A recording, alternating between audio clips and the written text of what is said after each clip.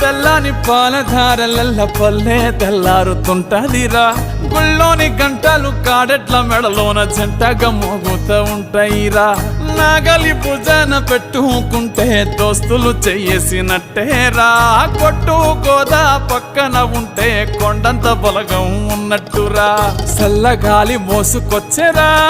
సేను శిలకల ముచ్చట్లు దారి పొడుగు చెట్ల కొమ్మలా రాలుతున్న పూల సప్పట్లు గట్టి మోపులు కాల్వ గట్టులు చెమట సుక్కల్లో తడిసిన ఈ మట్టి గంధాల